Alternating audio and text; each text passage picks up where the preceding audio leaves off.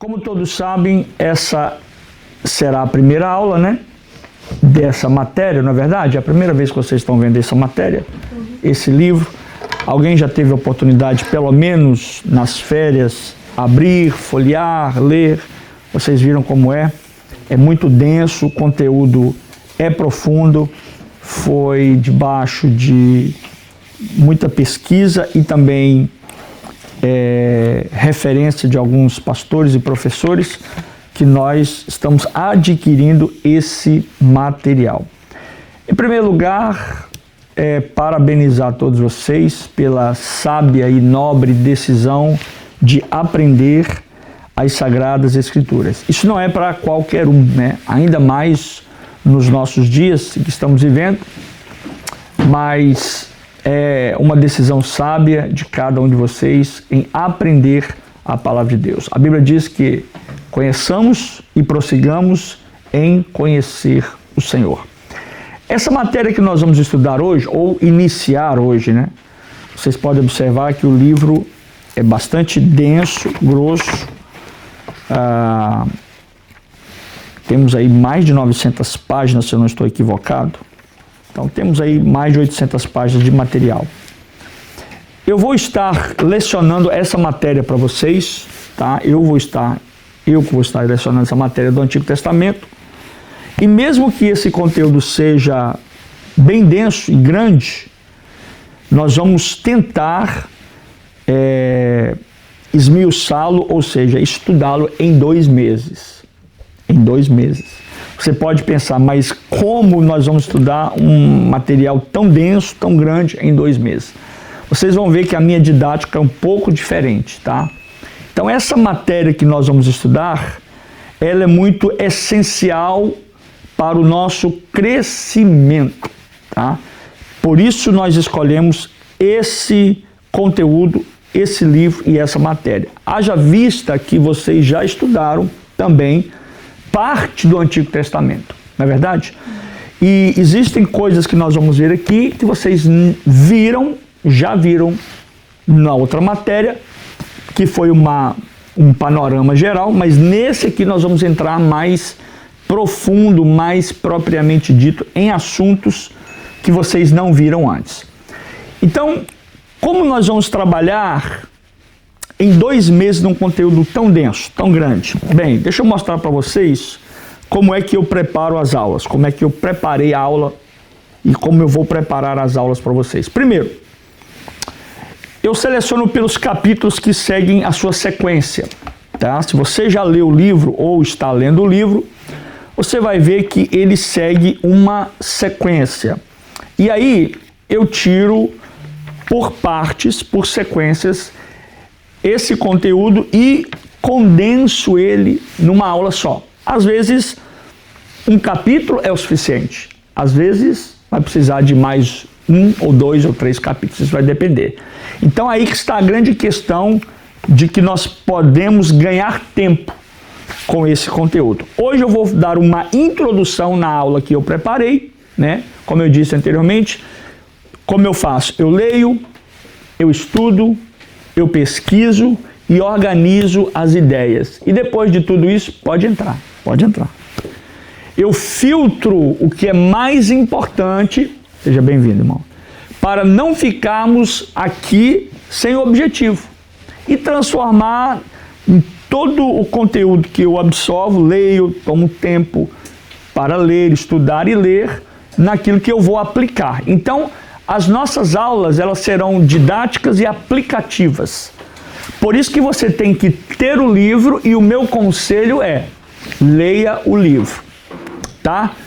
Então, possivelmente, nas próximas aulas eu vou falar para você, leia o capítulo 1, 2, ou leia o 3 ou 4, ou tantos capítulos. Vai haver um momento que eu vou dar um dever, não é um dever, um trabalho, ou individual ou em conjunto. Fazendo assim, você vai então poder aprofundar mais, cavar mais naquilo que você tem nas mãos. Porque não é só uma leitura superficial, é adentrar, é cavar, é buscar o que nós estamos fazendo. Esse é o propósito de nós estarmos aqui, tá? Eu entendo que esse livro, ele é mais acadêmico do que introdutório, do que uma teologia básica. Então eu entendo que o conteúdo, ele é bastante acadêmico. Até por causa disso, que eu vou precisar tirar um pouco dessa parte acadêmica para trazer um pouco para o nosso conhecimento de forma geral, tá bom? Então, eu sempre preparo a aula com antecedência. Como eu já disse, eu leio o material, comparo com a Bíblia, tá? Organizo em temas, penso na melhor forma que vocês podem entender, porque já que a gente tem um certo... a gente sabe quem são os alunos, eu penso como é que fulano vai entender isso, como é que ciclano vai observar isso. Então eu também penso nos alunos que nós temos em classe. E aí depois eu transformo tudo isso numa linguagem simples, clara e bem aplicável. É claro que se houver alguma dúvida, nós estamos abertos para responder as perguntas. Uma coisa importante que eu quero também compartilhar com vocês nessa aula de hoje é a participação. A participação, ela é muito bem-vinda, a participação é importante, é com a participação que você aprende, é com erros que você aprende. Entendam isso, a nossa vida ela é regida de um aprendizado empírico. O que é um aprendizado empírico? O aprendizado empírico é aprendendo com os erros, tá? Então, o meu conselho, eu não sei aqui, é a minha primeira aula para vocês, eu não sei se vocês carregam aí um caderno de anotação, mas é importante vocês anotarem. Quem não tem caderno, escrevam no celular, escrevam no tablet, tá? Mas é importante, tá? Todas as perguntas, repito, são bem-vindas. Agora preste atenção nesse detalhe. Desde que essas perguntas sejam correlacionadas, ou seja, tenham relação ao que estamos estudando, tá? Quero deixar isso bem claro. Não me façam aqui perguntas de escatologia, soteriologia, amartiologia, pneumatologia, sendo que nós estamos estudando o quê? Qual a matéria nós estamos estudando? O Antigo Testamento. Então, vamos deixar as outras perguntas para uma outra oportunidade. Agora, se for uma pergunta que eu ver também que essa pergunta, se você me fizer hoje na sala de aula, eu já sei que ela vai ser respondida na próxima matéria, não na próxima matéria, na próxima aula, vamos aguardar até que nós juntos possamos caminhar por essa resposta quanto à sua pergunta. Combinado? Entendido? Sim ou não? Amém? Então vamos lá. O leitor comum, tá? Eu queria que você que tem aí o seu notebook, o seu telefone, o seu caderno de anotação, já fosse anotando, inclusive, sem querer deixar vocês com medo. Isso aqui não é para medo. Eu trouxe uma provinha para hoje. O que a prova nos faz? Não é nos reprovar. Até porque essa classe não é para ninguém tomar bomba, não é para reprovar ninguém. Mas a prova vai estimular a sua mente a prestar atenção e o raciocínio que você está tendo em aula, porque quando você tomar a prova, você fala, eu prestei atenção naquilo que o pastor falou. Ah, não prestei atenção. Tá? Então a ideia da prova é isso, é estimular, porque, veja bem, vocês chegaram aqui, quantos trabalharam hoje? Todo mundo, né? Cansados, exaustos, dirigiram longas horas, enfim, a mente de vocês já está, né, quase no finalzinho, né? A bateria está quase arriando aí. Então essa é uma forma, isso se chama pedagogia, uma forma de estimular, ainda tirar um pouquinho de força da sua mente que você tem.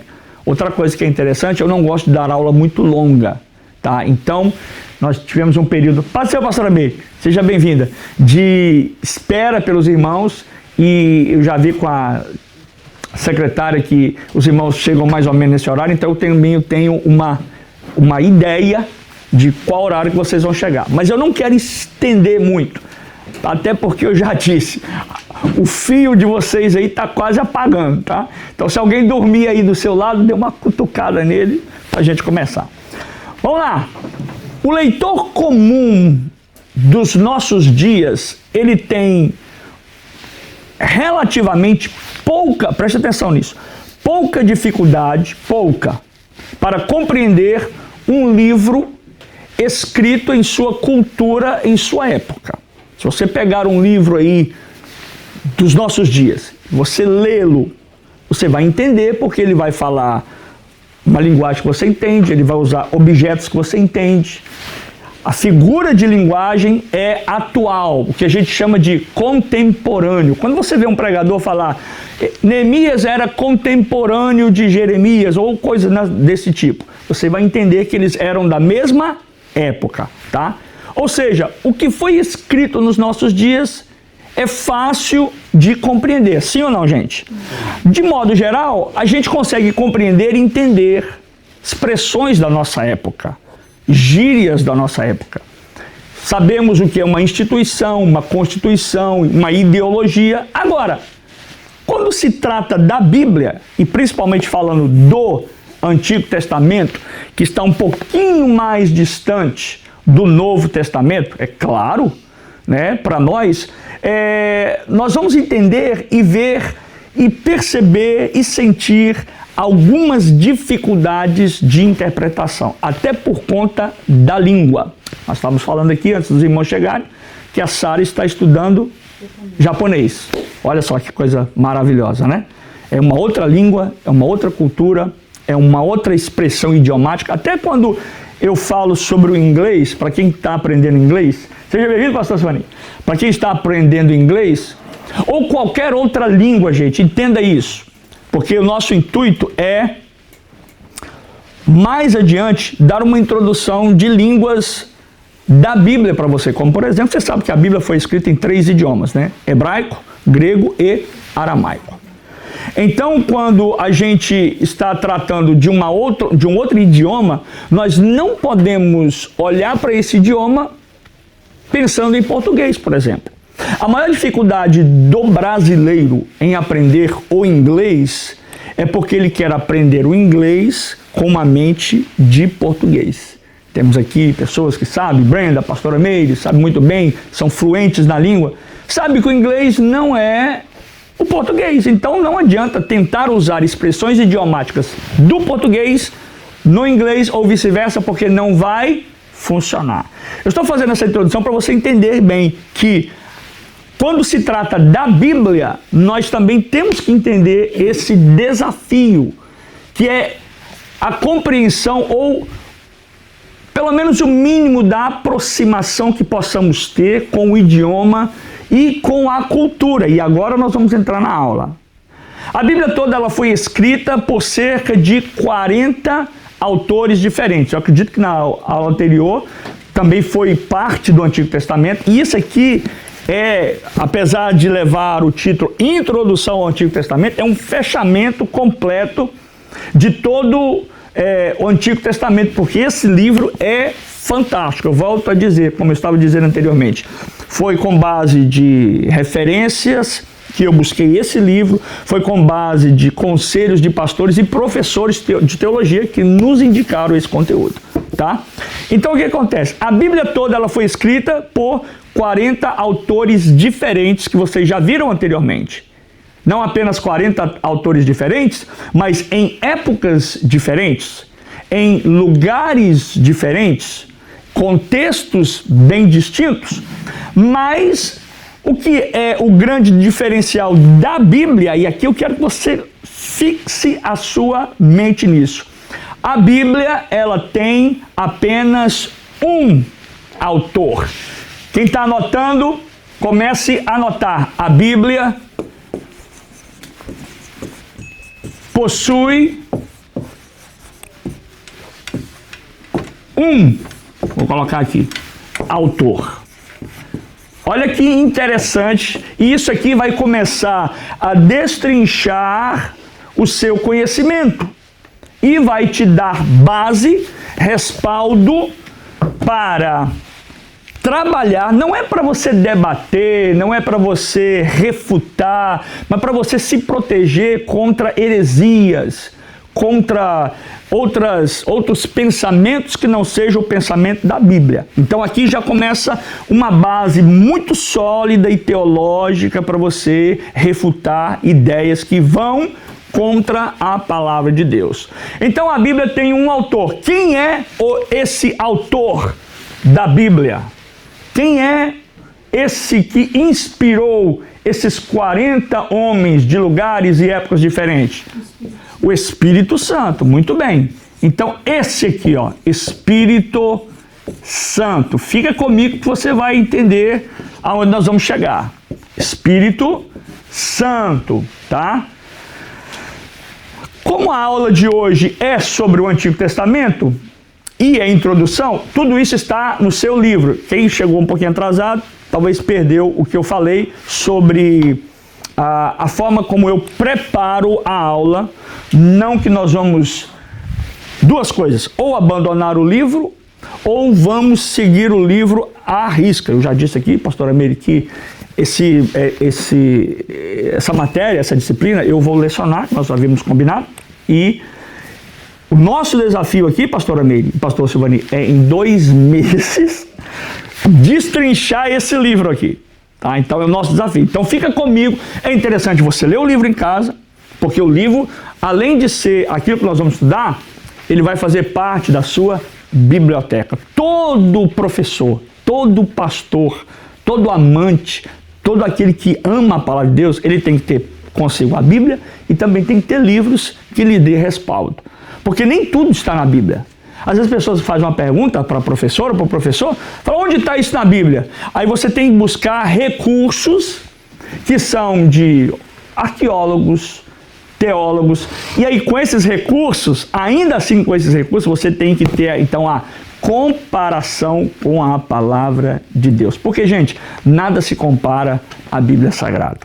Os livros são bons? São. São necessários? São. Mas nada se compara à Bíblia Sagrada. Entendido? Então vamos lá. Sendo que a aula de hoje é sobre o Antigo Testamento, e como todos nós sabemos, o Antigo Testamento ele é uma coleção de livros. Preste atenção que isso agora... A minha corretora da prova está ali. Eu acho que está nessa provinha. Eu disse anteriormente, a prova não é para reprovar, a prova é para estimular o que você está absorvendo. Então, eu tenho certeza que antes de eu falar que tinha prova, todo mundo estava tranquilo. Agora eu falei que tem prova, o pessoal está dobrado a atenção. Sim ou não? É claro, é claro. Isso aqui é uma tática, isso se chama pedagogia. Então, vamos lá. Esse livro, Antigo Testamento, ele é uma coleção, né? Coleção, quando alguém fala compêndio, é isso. É uma coleção, um compêndio. A Bíblia Sagrada é um compêndio.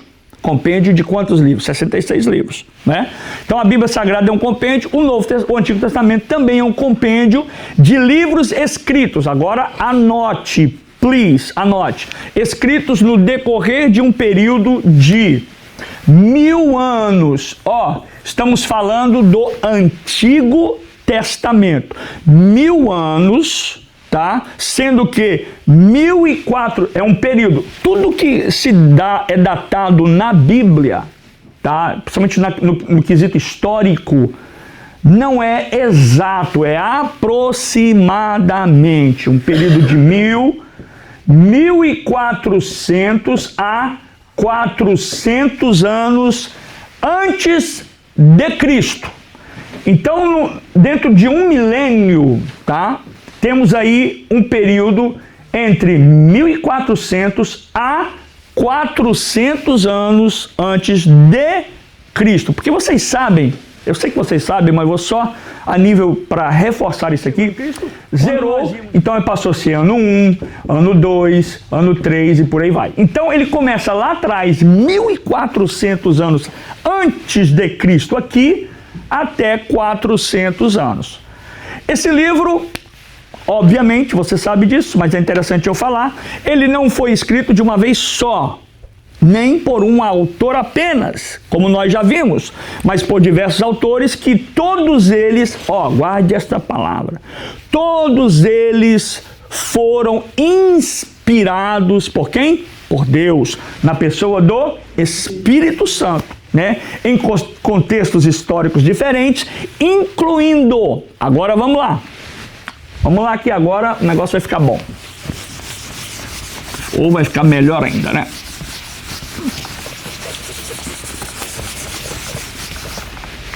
Deixa eu ver o meu horário, para correr aqui. O primeiro autor do Antigo Testamento, anote isso, escreva isso, guarde isso. Quando eu falo autor, vocês sabem que quem foi o autor principal, a inspiração foi o Espírito Santo. Humanamente falando, teve alguém que foi inspirado, sim ou não? O primeiro autor, olha que interessante, isso está no livro, tá? Pastor, aonde? Qual página? Não precisa procurar agora, que você não vai achar. É porque eu já dei uma corrida no livro e já achei. Porque eu estou trazendo isso para você. Vamos lá. O primeiro autor foi Moisés, tá? Moisés, espera aí que você vai entender. Foi o primeiro autor ou protagonista, escritor do Antigo Testamento. Ele escreveu um pequeno compêndio. Qual compêndio foi esse? Exatamente. Ele escreveu o Pentateuco. Eu vou falando, é lógico, você pode ir participando comigo, mas eu vou falando para a gente ganhar tempo. O Pentateuco, se ele foi o primeiro, então ele foi datado aproximadamente, anote isso, 1400 anos AC, ou seja, antes de Cristo. A palavra Pentateuco, ela vem do grego. Primeiro, penta, depois, teukos, tá? Como é grego, geralmente algumas palavras, a exemplo do hebraico também, a tônica ou a sigla ou a sílaba forte é no final. Então é teukos, né? Teukos, a gente fala teukos. Que quer dizer, anote isso, penta de 5, teukos ou teukos de rolo, livro, estou escrevendo rápido aqui para a gente ganhar tempo, e volume. Então, quando alguém falar para você o que é o Pentateuco, você já sabe, são 5 livros. É um rolo, é um livro ou é um volume. Ou seja, literalmente a palavra Pentateuco, quer que eu mova o quadro ou minha mesa? Literalmente a palavra Pentateuco, então significa 5, esse conjunto de 5 livros é o Pentateuco. E aqui, meus queridos, já nesse primeiro autor bíblico, olha que interessante que é hoje, essa matéria. A Bíblia toda é interessante. Presta atenção. Aqui nesse primeiro autor bíblico que foi Moisés, ele foi um parceiro de Deus, tá? Um parceiro de Deus no trabalho de escrever. Se você entender isso, ninguém vai conseguir mudar a sua mente, nenhum herege, nenhuma seita. Inclusive tem uma matéria que a pastora Meire é especialista, gosta dela, que é seitas e heresias. Nós vamos chegar lá e vou deixar isso aí com ela. Moisés foi o parceiro de Deus no trabalho de escrever a Bíblia. Ou seja, foi uma resposta a uma pergunta de Deus para se aproximar do homem. Que nós já estudamos, quem estudou bibliologia um tempo atrás sabe, a maneira de Deus se aproximar ao homem, de falar para o homem quem ele é se revelando ao homem. Então, como parceiro de Deus no trabalho de escrever a Bíblia, aqui vai uma resposta clássica a uma pergunta também importante, clássica, que muita gente faz. E a pergunta é essa. A pergunta clássica que talvez você deve ter feito aí já na sua mente. Bem, como pôde Moisés, escreva isso, gente, como pôde Moisés, né, a escrever o livro de Gênesis, o livro de Gênesis. Vou abreviar aqui para a gente ganhar tempo, tá? Então anote isso, porque essa é a resposta para você mediante algum agnóstico, algum ateu, né, que coloca em dúvida esse livro. E aí entra o seu conhecimento, que você tem da palavra de Deus, com a sua fé em Cristo, naquilo que é inspirado. Se esse livro é inspirado, você tem que então crer, porque se eu não creio, então esse livro não serve para mim como meu guia, né, de regra, fé e prática. A Bíblia é a nossa bússola, a nossa regra de fé e prática. Por quê? Porque nós cremos nas Sagradas Escrituras.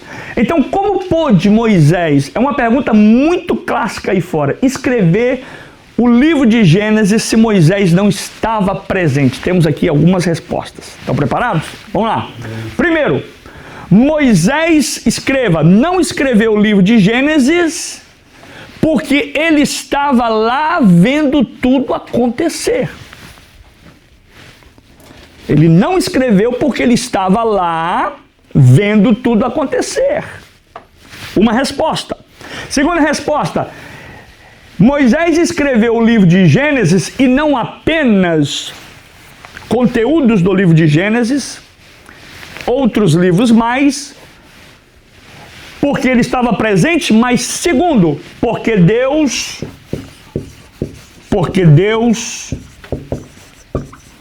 o revelou. Ele recebeu a divina revelação de Deus para escrever o livro de Gênesis. E a base aqui, meus amados, não é a memória humana, porque se você falar para mim, você se lembra daquele texto, aquele capítulo, aquele versículo, a gente não consegue, é muita coisa, né? Mas é a revelação divina. Pastor, onde está isso? Vamos lá. 2 Timóteo. Por que eu estou te dando esses textos e este argumento? Para você refutar uma ideia herege e uma seita. 2 Timóteo, capítulo 3, verso 16, também é um texto muito clássico, que diz que toda a Escritura é... Quanto da Escritura? Toda.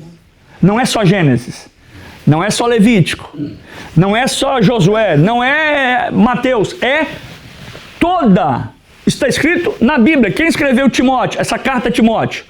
Paulo. Paulo escreveu para Timóteo e disse: Timóteo, toda a Escritura, Timóteo, ela é divinamente inspirada por Deus. Então, se Moisés escreveu Gênesis, não é porque ele estava lá. Como pode Moisés escrever Gênesis? Ele foi inspirado. Deus foi dando uma revelação para ele. Deus foi mostrando para ele e ele foi anotando, ele foi escrevendo. Moisés escreveu primeiro por inspiração do Espírito Santo, porque é o Espírito Santo que conhece o passado, o presente e o futuro. E além disso, não acaba por aí, não para por aí. Além disso, Deus pôde e usou outros meios para inspirá-lo. Primeiro, revelação direta. Diga comigo, revelação direta. Anote isso, please. Revelação direta. Como foi essa revelação direta? O próprio Deus falou a Moisés coisas que nenhum outro homem poderia saber por si mesmo, a não ser por esta revelação de Deus a ele. Aí você me pergunta, por que é que Moisés, ele passou 40 dias no deserto? Por que é que Moisés, ele teve que subir ao Sinai? Por que é que Moisés, ele viu a sarça ardente? Por que é que Moisés desceu do monte e o seu rosto resplandecia? Por que é que Moisés trazia consigo as tábuas da lei? Era uma revelação de Deus para ele, uma das revelações. Segundo, tradição oral. A primeira revelação foi qual, gente? Revelação direta. Vou abreviar. Revelação direta. Anote, please. Deixa eu apagar aqui.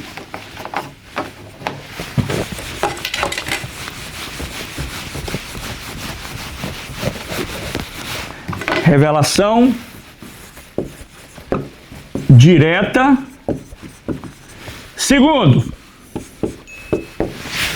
a outra foi tradição oral preservada. Tradição oral preservada. Como assim, pastor? Os hebreus, que são os descendentes de Éber, né? Já dei uma aula aí algum tempo aí sobre isso. Os hebreus, os descendentes de Éber, eles guardavam a história por gerações, passando de pais para filhos, porque até então naquela época não existia revelação direta, tradição oral preservada.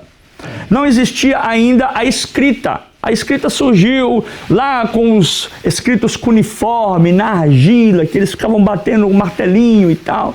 Então essa é a revelação direta.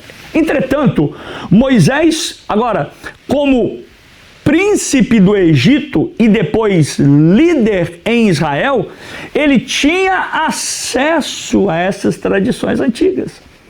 Não apenas dos seus pais, mas dentro do Egito haviam comentários do que as pessoas ouviram dos antepassados dizer. Aquela mesma história que a gente sabe do Brasil. Você conhece um caso, né, ou um causo, porque alguém te contou, seu pai te contou. Lembra disso? Eu lembro daquela história que meu pai me contava, minha mãe me contava. Então era mais ou menos assim, a tradição oral era assim. Antes da escrita, antes da leitura, antes dos livros, dos rolos, né? E terceiro, obviamente, registros antigos. 1, 2, 3, registros antigos, tá? Registros antigos. Podiam existir registros genealógicos e históricos das linhagens, das famílias, dos antepassados, dos patriarcas que Moisés organizou. Até essa organização Deus inspirou a ele, falando sobre Enoque, falando sobre Metusalém, falando sobre outros. Deus colocou tudo isso, inspirou, revelou a Moisés para que ele organizasse. Agora, o ponto central, meus amados, é esse. Preste atenção. Moisés não escreveu Gênesis, aqui onde muitos erram, como historiador. Lembra que eu disse, você lê um livro hoje, você compreende a linguagem, as figuras, porque fala o nosso idioma, fala a nossa cultura? Moisés não escreveu Gênesis como historiador que nós conhecemos hoje, um homem comum, um arqueólogo, um historiador, mas ele escreveu o livro de Gênesis, anote isso, como profeta. Ele foi um profeta de Deus, ou seja, ele foi inspirado por Deus. O profeta, ele é aquele que é inspirado por Deus, ele recebe a divina revelação de Deus. Você quer ver uma prova disso aqui agora?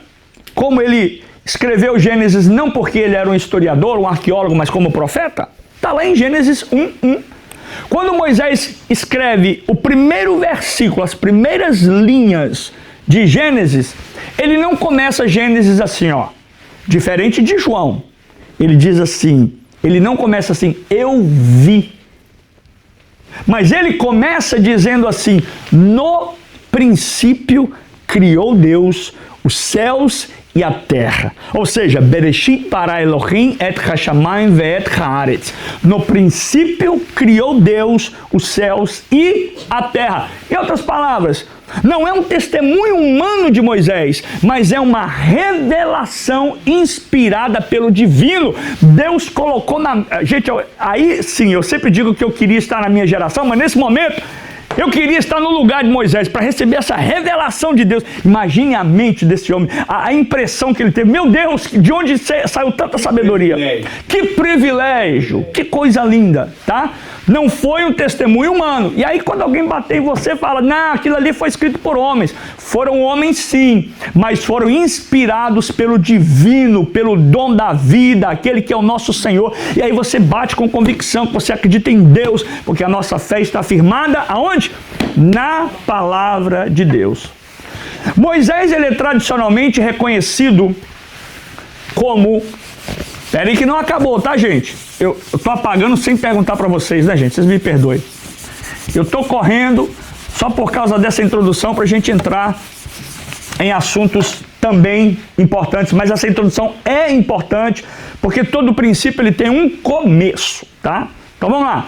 Moisés, ele é tradicionalmente conhecido e reconhecido como o autor do Pentateuco. O Pentateuco, para o judeu, ele é a Torá. Os 5 livros de Moisés. É a Torá. Tá? Então Moisés, ele é tradicionalmente reconhecido como autor do Pentateuco, que são os 5 primeiros livros da Bíblia. A matéria não é bibliologia, a matéria é Antigo Testamento. Se a gente estivesse estudando bibliologia, eu diria para você por que é que Gênesis vem primeiro. Mas guarde esse pensamento para uma outra matéria, uma outra aula, tá bom? Então ele é reconhecido e conhecido como o autor da Torá, o livro sagrado do judeu. Se para nós a Bíblia é sagrada, para o judeu, a Torá, os 5 livros de Moisés, ele é sagrado. E aí é outro assunto para outra aula. Por isso que às vezes eles não entendem, não receberam a revelação das Sagradas Escrituras. Que para alguns judeus hoje, eles têm como a Tanar. A Tanar já é a Torá, ela já é o Ketuvim, ela já é os profetas, já é os escritos, tá? Eles não têm nem o Brit Parashá, porque o Brit Parashá já é o Novo Testamento. Mas a maioria ainda, se não é ortodoxo, ele entende pelo menos a Tanar, tá? Então Moisés, ele é tradicionalmente conhecido como autor, escritor do Pentateuco. Os livros do Pentateuco todo mundo sabe, né, gente? Vamos lá. Gênesis, me ajuda aí, vamos lá. Gênesis, Êxodo, Levítico, Números e Deuteronômio. 5 livros de Moisés. E a gente fala isso, 5 livros de Moisés. Interessante isso, né? Então foram esses 5 livros, ou seja, preste atenção, esses livros que a Bíblia atribui a Moisés como autor. A Bíblia não atribui a Moisés, preste atenção agora, que eu falei uma coisa e vou agora entrar em outra coisa. A Bíblia não atribui a Moisés a autoria direta de outros livros inteiros. Mas os livros que levam consigo estampado no peito são esses.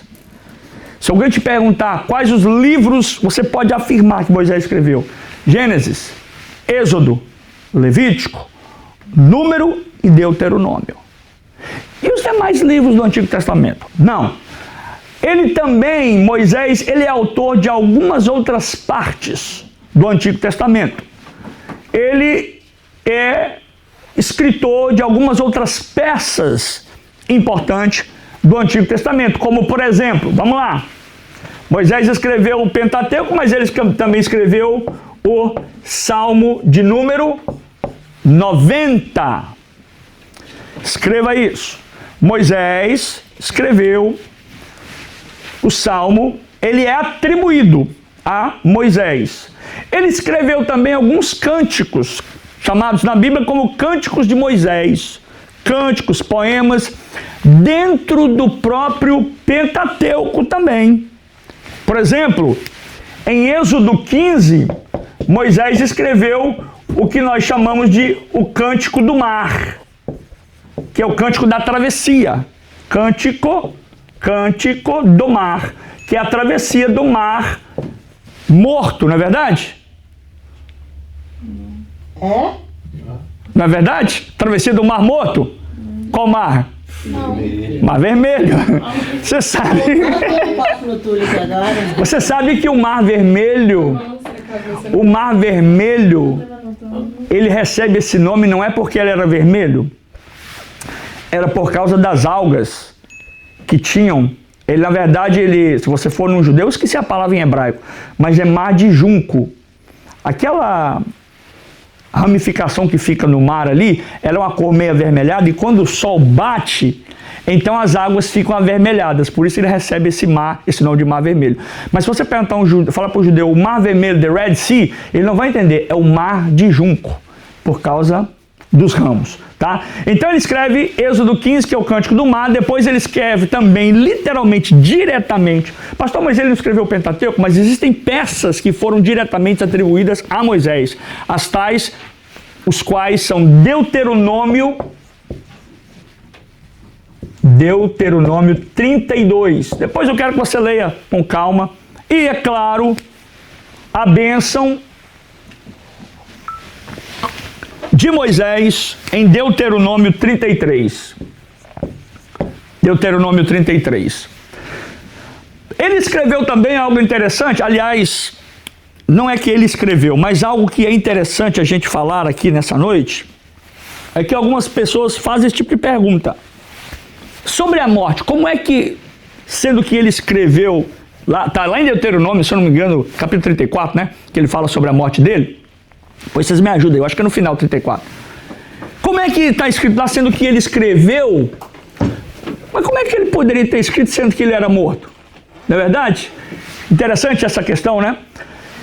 O que se dá a entender, amados, é que provavelmente esse capítulo, esse trecho, Deuteronômio 34, isso. Acho que é no finalzinho do versículo aí, né? Fala aí. Ou é o capítulo 34 todo? Eu não estou me lembrando agora. Provavelmente esse trecho, esse capítulo 34 de Deuteronômio, ele foi escrito por Josué. Escreve isso. Anote isso aí que vai ser bom. Josué escreveu o capítulo 34. Provavelmente foi escrito ou por Josué ou por um escriba posterior. Porque eu quero que vocês entendam uma coisa. Nem todo mundo sabia ler e escrever naquela época. Era um privilégio de poucos. E esses homens grandes, às vezes, mesmo sendo reis, governadores, imperadores, autoridades, muitos deles não sabiam nem ler nem escrever. Eles tinham o que a gente conhece como escriba. Então eles sempre carregavam um escriba, alguém que escrevia tudo para eles. Até porque eles tinham cuidado para repassar isso para frente, tá? Então, provavelmente, o capítulo 34 foi escrito ou por Josué ou por um escriba qualquer.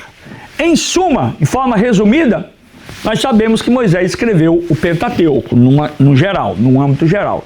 Além disso, ele escreveu cânticos, Moisés escreveu leis, Moisés escreveu discursos, Moisés escreveu o Salmo 90 que nós falamos, tá? Não há nenhuma base bíblica para atribuir a ele outros livros completos fora esses aí. E eu pesquisei para trazer para vocês, que está no livro também, uma parte, eu fui a outra fonte, para trazer para vocês os escritos de Moisés, tá? Então vamos lá. Por que eu detive em Moisés? Por causa da importância, da relevância, do teor, da quantidade de escritos e da pessoa que ele é, que nós, como amantes estudiosos da Bíblia, precisamos saber. Mas não foi só Moisés que escreveu o Antigo Testamento, cá entre nós. Nós já sabemos que diretamente foram 5, algumas outras partes, algumas outras peças, mas houve outros autores. Nem todos os livros do Antigo Testamento possuem autores identificados com certeza. Lembra que eu disse que nem datas são certas, aproximadamente. Alguns autores, né, eles não têm uma identificação correta ou certa. Mas, aí que entra o mas, a tradição bíblica e a tradição judaica, lembra? As tradições falam muito, mas é bem que uma tradição, às vezes, ela perde um pouquinho de força se ela não for escrita. Por isso que, graças a Deus, houve a escrita. Porque essa tradição oral, ela vai sendo apagada, ela vai sendo esquecida. Mas, mesmo assim, ela tem um teor, uma força muito grande que perdura até hoje. A Bíblia tem mais de 2000 anos e nós temos esse privilégio de ter esse compêndio, né, esse livro em mãos. Então, outros autores bíblicos, eu acredito que vocês já conhecem. Vamos lá. Nós vimos Moisés, agora vamos partir para outros autores do Antigo Testamento. Pastor, é necessário eu saber isso? É necessário e é importante. Porque isso, meus amados, é a base, é o alicerce. É você não ser pego, sabe, de surpresa em perguntas, porque aí fora há uma maldade muito grande nos corações para colocar uma dubiedade nas Sagradas Escrituras. E nós precisamos preservar essa tradição fiel à Palavra de Deus. Então vamos lá, outro autor. Vou colocar aqui, Moisés foi um, né? Moisés é o que encabeça. O segundo, bem, se Moisés foi o número 1, quem você acha que deve ser o segundo? Josué, very good. Joshua ou Yehoshua em hebraico. Depois nós temos aí vários escritores do Antigo Testamento, que são os juízes, tá? Então é um panorama para você entender. Depois nós temos aí, esses aqui são os mais contundentes, são os mais fortes, são os que encabeçam uma lista de escritores do Antigo Testamento. Depois temos Ruth, tá? O livro de Ruth é um livro fantástico. Depois temos aí 1º e 2º Samuel. Deixa eu fazer uma pergunta, eu acho que vocês já aprenderam com a professora aí.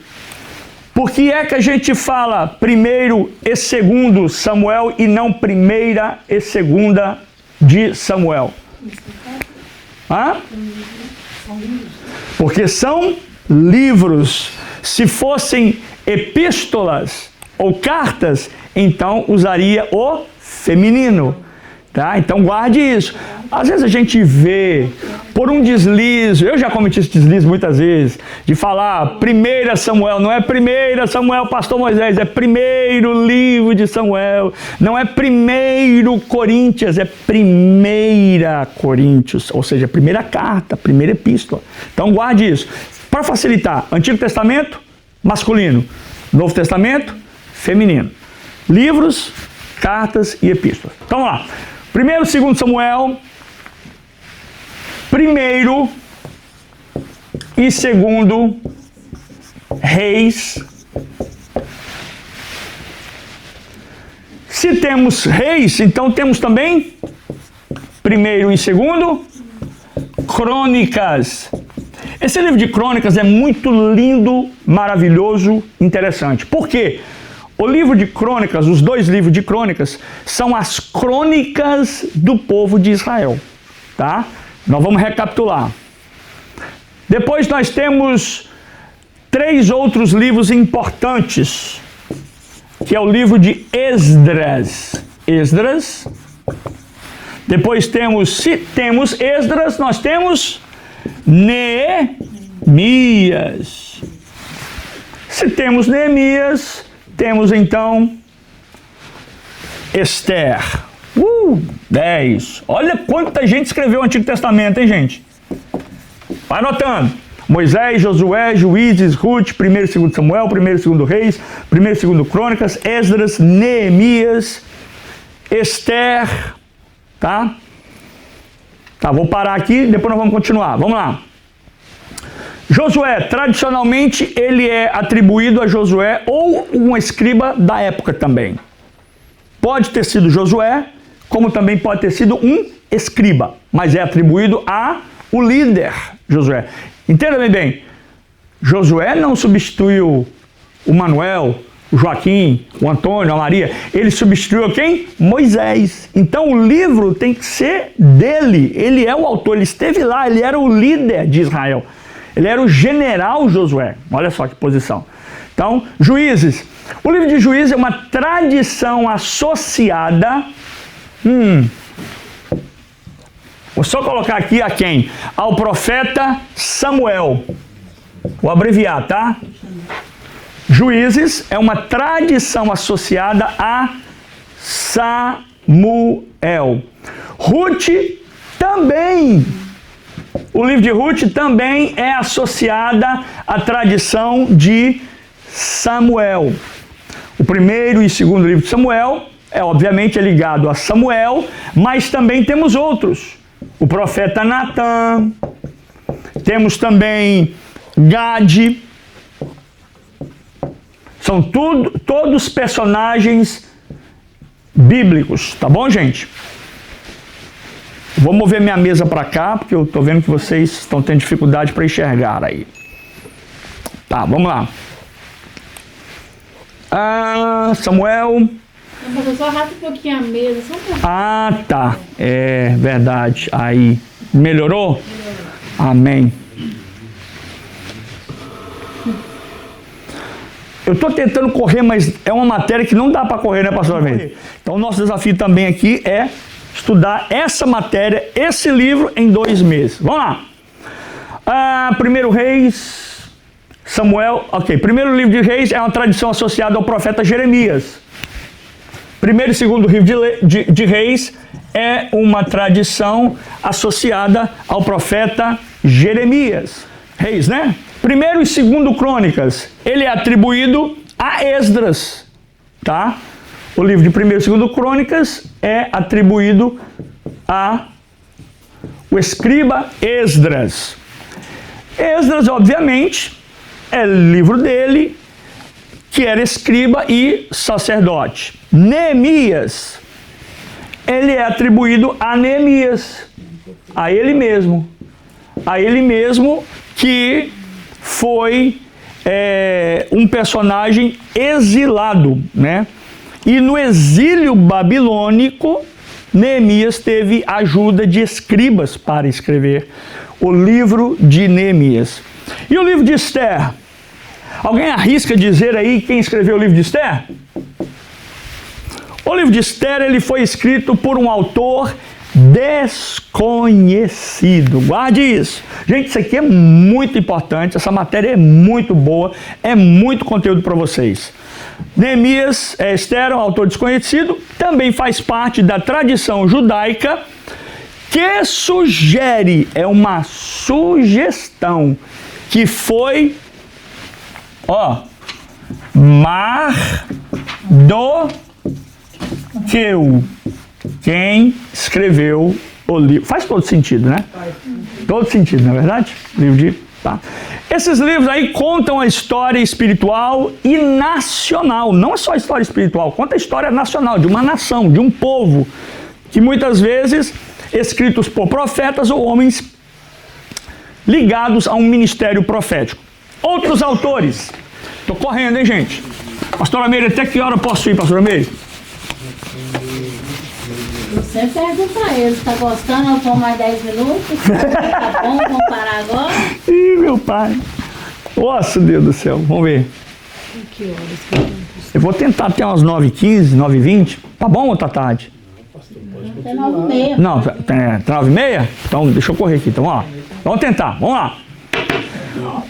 Vimos aquela lista de autores. Temos mais alguns autores. Vamos lá. Profetas do exílio e pós-exílio. Ou seja, os profetas que estavam dentro do exílio babilônico. Quando a gente fala exílio, gente, é o exílio babilônico. Não é Egito, é a Babilônia. Então temos profetas dentro do exílio e depois do exílio. Entre os anos 600 e 400. 600 e 400. Antes ou depois de Cristo? Antes de Cristo. AC, tá? A era Dunamis. Os profetas do período do exílio, pós-exílio, atuaram nos anos 600 a 400 a.C., quando Israel foi levada para a Babilônia e depois começou a retornar para a sua pátria, para Israel. Então esses profetas foram os homens também inspirados. Gente, isso aqui que é interessante. Todos eles, essa lista e esses demais... pastor Sônia, muito obrigado. Que eu estou passando para vocês. Todos eles, sem exceção de nenhum, foram inspirados por Deus, pelo Espírito Santo. Tá. Vamos aos profetas que começou antes do exílio. O primeiro da lista não poderia ser outro a não ser Jeremias. Jeremias já profetizava antes do exílio. Ele já dava um alerta para o povo. Ele já falava para o povo, cuidado, mudem. Ele profetizou antes do exílio, mas profetizou também durante a queda de Jerusalém e os primeiros anos do cativeiro. Dentro dos primeiros... Quantos anos o povo de Israel foi exilado lá na Babilônia? Quem se lembra? 70 anos. Então, nos primeiros anos ele estava profetizando para o povo. Tá? Então, Jeremias é um. Depois temos aí o profeta que o povo tinha medo dele. Ezequiel. Eita, homem de Deus, profeta entre os exilados. Ezequiel esteve na Babilônia. Jeremias esteve lá. Lembram dele? Foi jogado na cisterna. Ezequiel esteve lá, as margens do rio Quebar, lembra dessa passagem? Lá de Ezequiel. Aí depois temos Daniel. Quem deixar Daniel de fora, não tem como. Daniel. Ou seja, estamos falando de autores do Antigo Testamento. Uma pergunta para vocês, só a nível de curiosidade. Por que existiam profetas maiores e profetas menores? Porque um era maior do que o outro? Vocês têm que lembrar. Porque o quê? Porque um escreveu mais, outro escreveu. Exatamente, um livro era maior e o outro era menor. Isso aí. Daniel, ele foi um estadista na Babilônia, ou seja, ele estava na Babilônia e logo depois ele foi para uma outra nação, que é a nação persa. Ele também é um protagonista na história e um escritor. Esses profetas aqui, que eu acabei de mencionar, eles tratam de juízo de Deus, tá? Depois eles tratam de arrependimento, estou abreviando para a gente ganhar, esperança e restauração, e planos futuros para Israel. Planos futuros para Israel. Esses homens também eles eram considerados profetas porque eles profetizaram o juízo de Deus, tá? O arrependimento, aquela frase, não sei se vocês se lembram, Shema Israel, ou seja, ouve Israel, é um chamado ao arrependimento para o povo. Shema Israel, Adonai Eloheinu, Adonai Echad. Ou seja, ouve Israel, o Senhor Deus é o Senhor, é o nosso Deus, único Deus. Juízo de Deus, arrependimento, esperança e restauração e planos futuros para Israel. Repito, juízo de Deus, arrependimento, esperança e restauração e planos futuros para Israel. Esses foram os profetas. Agora vamos para os poéticos e os sapiensais. Sapiência é sabedoria. Então, eu estou apagando sem perguntar, desculpem. Vamos lá.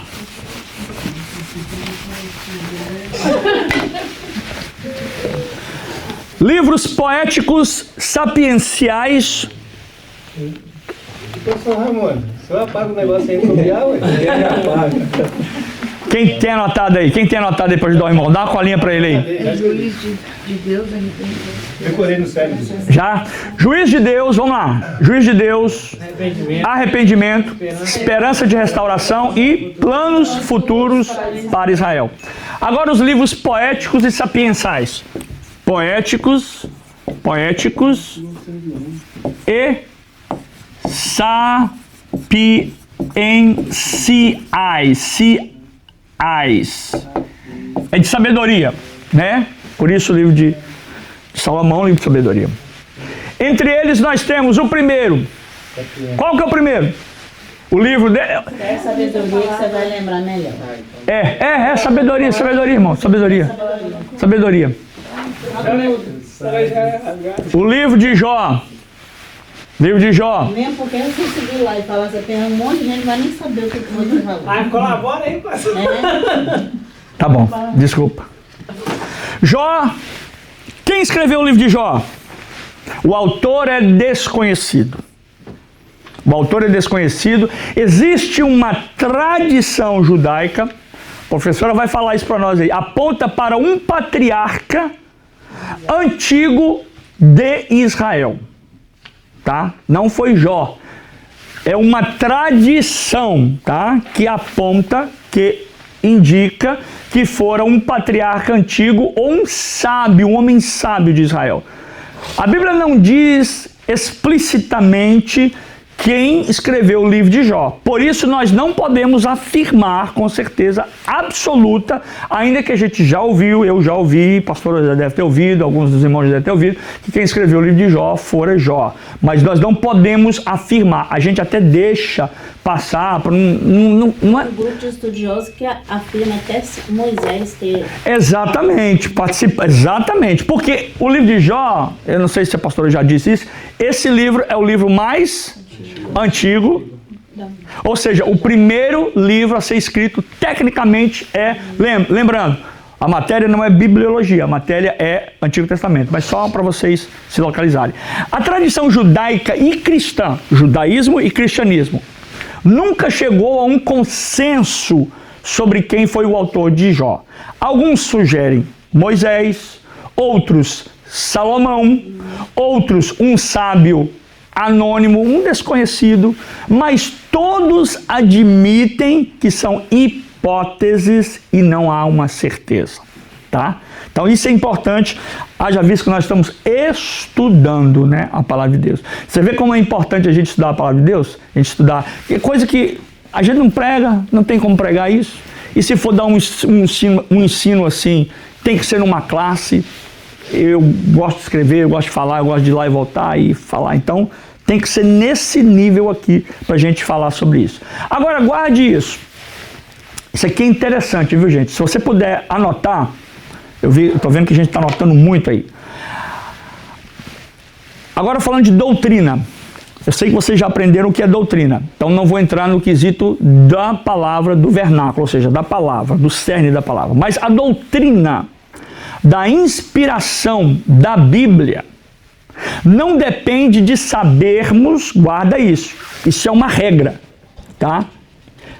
A doutrina da inspiração da Bíblia, ou seja, o estudo, o ensinamento da inspiração da Bíblia não depende de sabermos o nome do autor, ainda que tenhamos esse acesso, que é excelente, que é maravilhoso, cá entre nós. Não é bom saber quem escreveu? Oh, claro!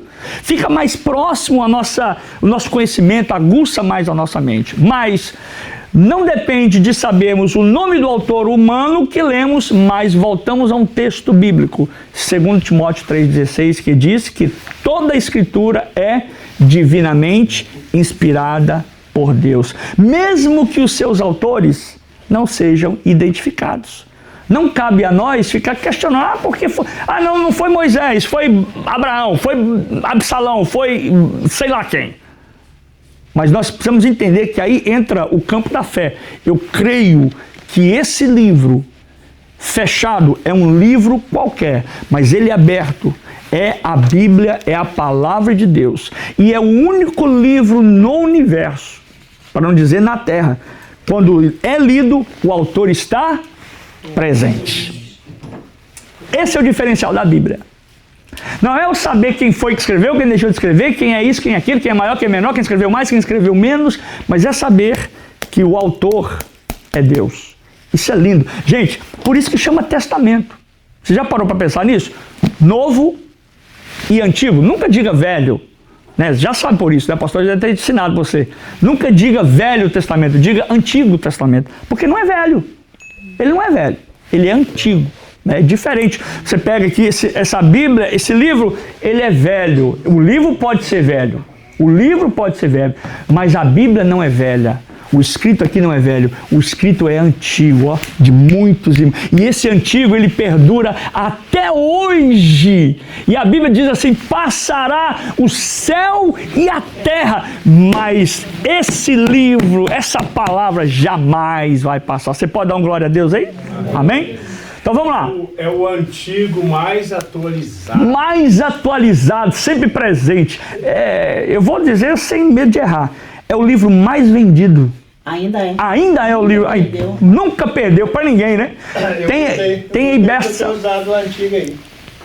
Eu não gosto. Se alguém falar que isso é velho, mas não, eu sou antigo. Você pode ser velho, irmão. Brincadeira. Dentro desses escritores, nós temos escritores que também dividiram as suas classes de escritos. Entre eles, os escritos de Salmos. Vamos lá. Todos esses escritos são do Antigo Testamento. O livro de Salmos teve vários autores. Entre eles, quem é o primeiro? Davi. Depois nós temos Asaf. Depois nós temos os filhos de Corá. Eita, os filhos de Corá, hein, gente? Os filhos de Corá. Depois nós temos aí Salomão. Até mesmo Moisés. Exatamente, pastor. Salomão. 5. Aí, ele vem aí, ó. Moisés. 6. E 6. Se você não sabe, vai ficar sabendo hoje. Esdras também escreveu segundo algumas tradições, tá? Segundo algumas tradições. Você pode ver que eu estou caminhando um pouquinho a mais com vocês, tá? Sobre alguns... Eu considero essa classe tanto de básico em teologia, como também avançados em teologia, porque eu me sinto mal em não poder compartilhar com vocês algo que é tão interessante, tão importante e tão essencial para vocês saberem. Tá? Depois nós temos o livro de Provérbios. Provérbios, abreviei ele de uma forma tão esquisita, desculpe. Ele foi escrito principalmente por Salomão, com coleções de outros sábios da época. Você sabia que não era só Salomão que era sábio daquele jeito? Existiam outras pessoas sábias e inteligentes. Deus é tão bom que ele não centraliza algo em alguém só. Salomão era sábio, o homem mais sábio da sua terra. Mas Deus distribuiu a sabedoria entre os povos, entre os homens que serviam o reino de Deus. Havia um homem que se chamava Bezaliel, e a Bíblia diz que esse homem era artífice em construções de coisas que nós vemos hoje, tá? Que nós só sabemos que existe por conta de Bezaliel. Vou dar um exemplo. A menorá, quem sabe o que é a menorá? Hã? A menorá, aquela lâmpada de 7 pontas. Vocês conhecem como outro nome, né? Castição. Candelabro, castiçal, aquilo é a menorá, em hebraico é menorá. Colabora aí também, né? Só existe alguns elementos só existem por conta desse e outros homens que eram a eles atribuídos tanta sabedoria. Bezaliel, guarda esse nome, tá? Isso que derramou dele da excelência da sabedoria a construir a arca. E entre outras coisas, né? Quando eu olho, assim, só voltando assim para a gente falar sobre sabedoria, quando eu olho a construção, falando de arca, né? A gente logo pensamos a arca da aliança, né? A arca do concerto.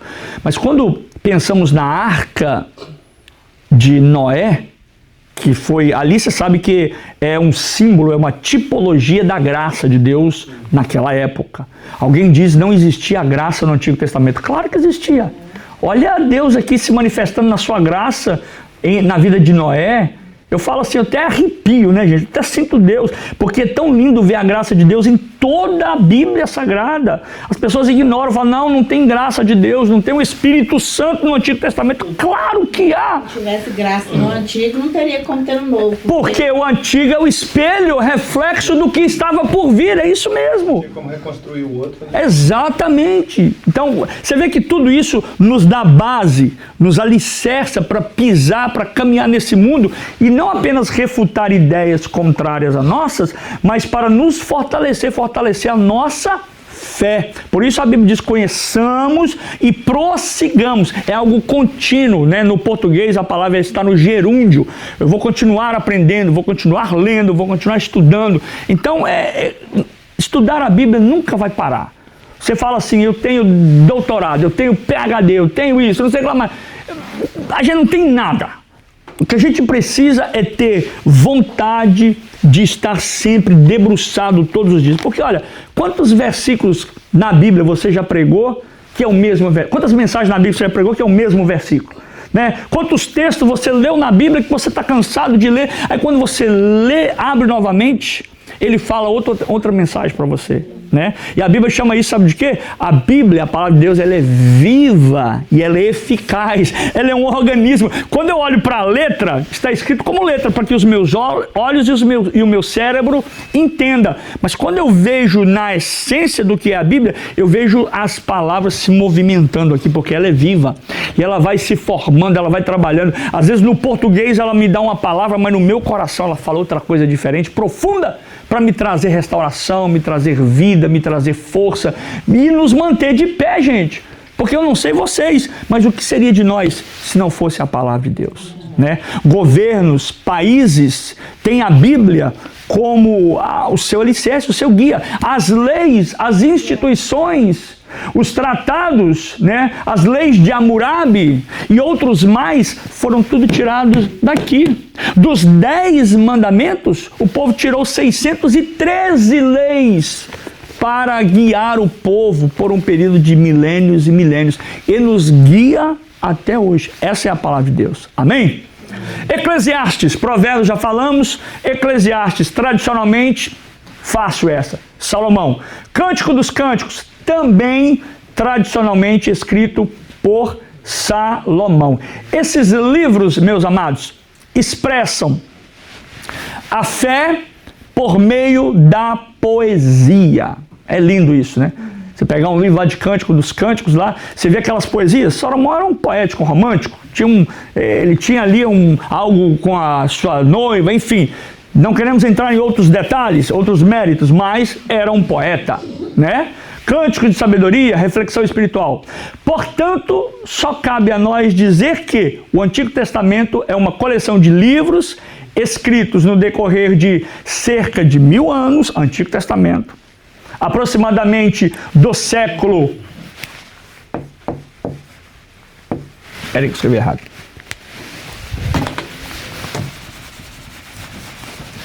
Aproximadamente entre o século XV, né, antes de Cristo, até o século V, né, que vai diminuindo até chegar a Cristo, né? É a mesma coisa, 1400 a 400 antes de Cristo, revelando progressivamente a história, revelando a lei, revelando a fé e o plano redentor de Deus pela humanidade, por nós. Esses livros não são mais intrinsecamente difíceis do que os livros contemporâneos que nós temos hoje, os escritos que nós temos hoje, não falando da Bíblia, livros que nós temos hoje. Mas eles parecem deslocados do mundo atual, porque falar da verdade hoje o mundo está upside down, né? O que é certo é errado e o que é errado é certo. Por isso que pregar a Bíblia hoje, olha, eu vou dizer para vocês, com experiência de causa, alguém que já pregou não só nos púlpitos, não só em lugares, mas principalmente nas redes sociais, no rádio, na mídia. Eu pregava isso. E hoje eu sinto a dificuldade de falar certos assuntos hoje que eu falava com tanta clareza antigamente. Por conta disso. O certo se tornou errado e o errado se tornou certo. É uma frase que está usando muito nos nossos dias hoje. É o politicamente correto.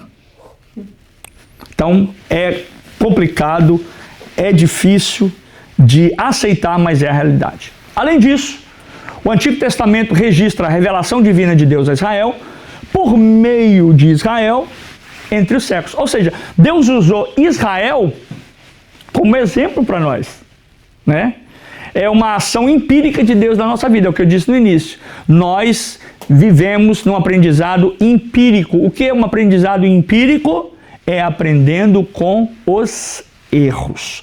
Então, olhando para os erros que Israel cometeu, as falhas que eles cometeram, nós podemos tirar isso como lição. Não vou fazer. Como também muita coisa que eles fizeram, é claro, nós temos que fazer.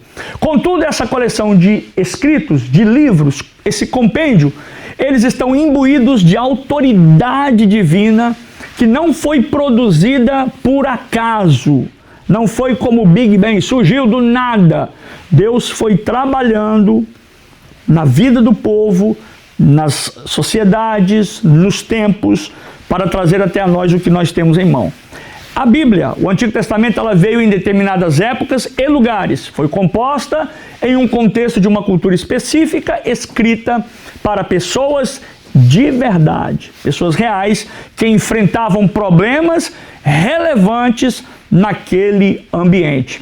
Existem problemas que Israel enfrentava que nós hoje não temos como relatar, falar, entender, como por exemplo a escravatura. Falar de um escravo naqueles tempos não é a mesma coisa de falar de um escravo hoje.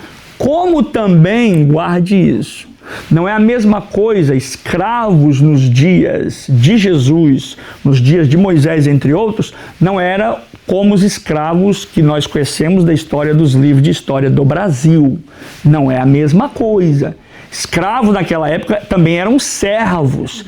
Escravos naquela época tinham acesso a lugares que os escravos que nós brasileiros conhecemos não tem nada a ver a realidade. Então você pode ver como é que funciona as realidades. Nós temos que entender esse mundo para a gente entender a palavra de Deus. Então, quando a Bíblia fala de um relato lá em Romanos, fala de servo, agora não chama mais de servo, mais de filhos, a gente não consegue entender.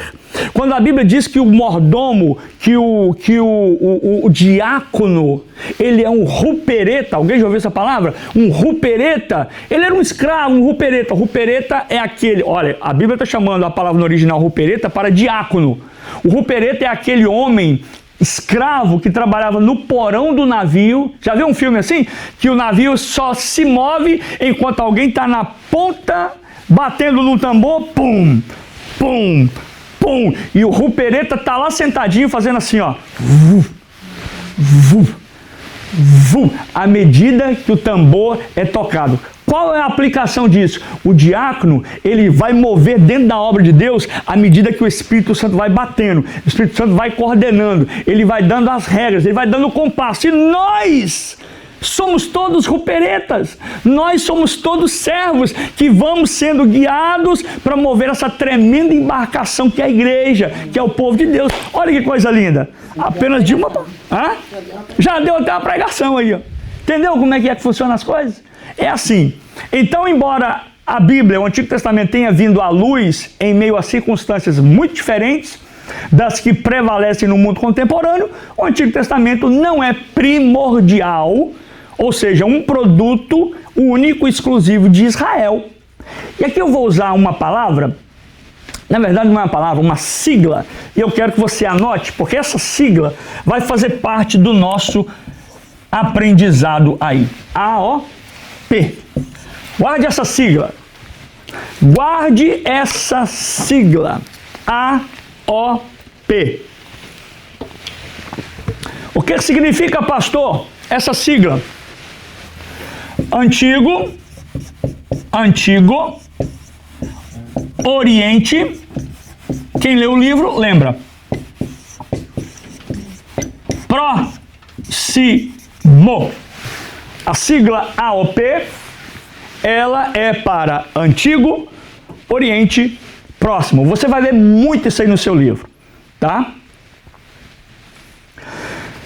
Portanto, a mensagem do Antigo Testamento não depende inteiramente da compreensão do leitor para que tenha nela apenas a cultura da história dos tempos em que essas mensagens foram concedidas. Nós vamos passar a entender, quando a gente caminhar mais para frente, fenômenos bíblicos com base nos que foram encontrados dentro da AOP, do Antigo Oriente Próximo. Haverão declarações, afirmações a respeito do caráter divino que facilmente transcendem, ou seja, vão além das fronteiras culturais e